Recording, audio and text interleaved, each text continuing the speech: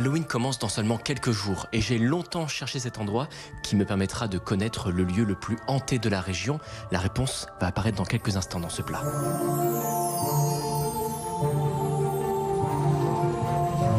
Je pense reconnaître le phare de Calais. On va s'inscrire pour une petite visite pour découvrir cet édifice très ancien et essayer de voir si quelques esprits s'y cachent.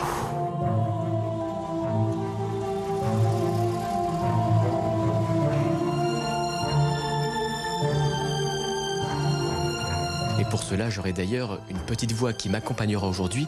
Il s'agit de Michel qui m'indiquera tous les secrets du phare. Alors, je suis donc Michel, guide accompagnateur du phare de Calais depuis maintenant 14 ans. Et évidemment, j'ai quelques petites anecdotes liées à la vie du phare.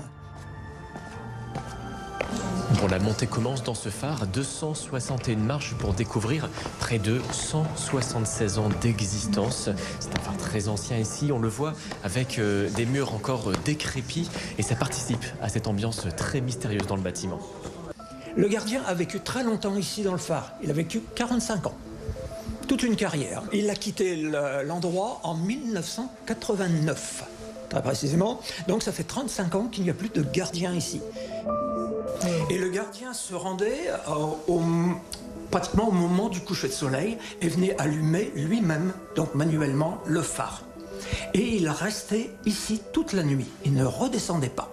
Et son rôle était de surveiller justement, s'assurer du bon fonctionnement du phare et ainsi garantir la sécurité des marins en mer. Donc on parle de la nuit. Qu'est-ce que tu en penses du coup de la visite du phare? Alors j'ai bien aimé. C'était assez impressionnant. On est quand même haut et qu'il est assez âgé ce phare quand même. Du coup ça fait un peu peur de marcher quand même sur quelque chose qui date. Pour moi les phares c'est encore romantique. Il y en a encore, tant mieux. Pourvu en tout cas ce sera plus la même conception. Et est-ce que vous saviez qu'on raconte que ce phare est potentiellement hanté? Non, je ne savais pas. Non, mais pourquoi pas? Ça peut exister pour moi, mais c'est pas ça qui va vraiment m'impressionner. C'est pas trop mon truc, mais ça dépend. Il y en a qui me font peur et il y en a d'autres, ça va. Est-ce qu'il y a quelqu'un ici? Bon, pour l'instant, aucune réponse. En même temps, les histoires de fantômes sont plus liées au sous-sol du phare plutôt qu'à son sommet, qui reste quand même magnifique à découvrir pour retrouver l'époque d'antan. Mais maintenant, il va falloir redescendre les 200 et quelques marches pour découvrir véritablement les secrets cachés du phare.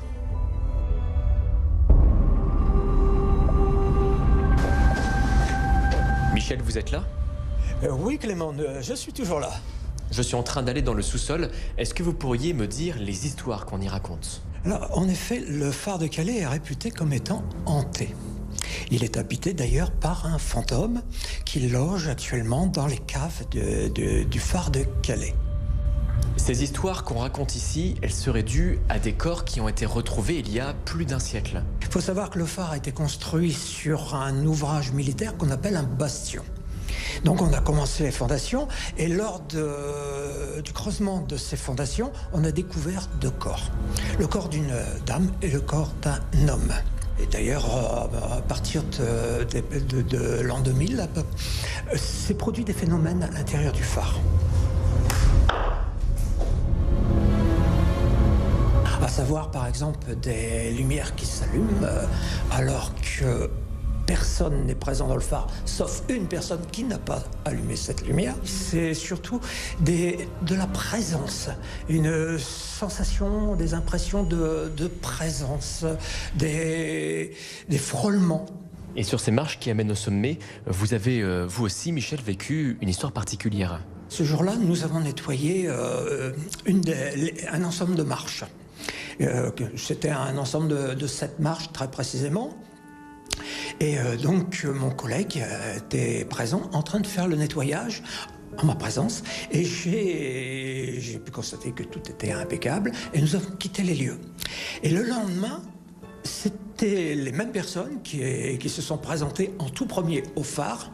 Et en regardant ces marches, on a vu l'empreinte d'une main d'enfant. Et aucun enfant ne s'était déplacé ici, c'est une certitude. Personne n'était passé entre-temps. Ça, c'est une certitude, personne n'était passé. Je crois que là, on assistait à un nouveau phénomène. Évidemment, c'est impressionnant parce qu'on se questionne. On s'interroge, est-ce bien encore dû à la présence d'un fantôme ou autre chose, mais du fait de ces précédents phénomènes, là, on se dit, oui, le fantôme est toujours là, est bien présent, est toujours actif.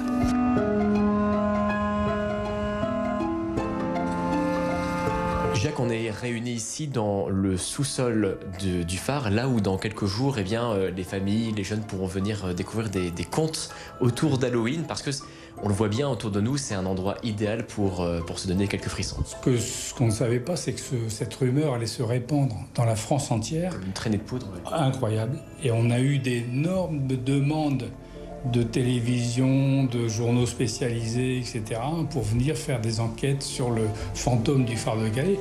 Nous, on n'a jamais dit que c'était un fantôme, mais le fait est qu'il y a eu des éléments troublants.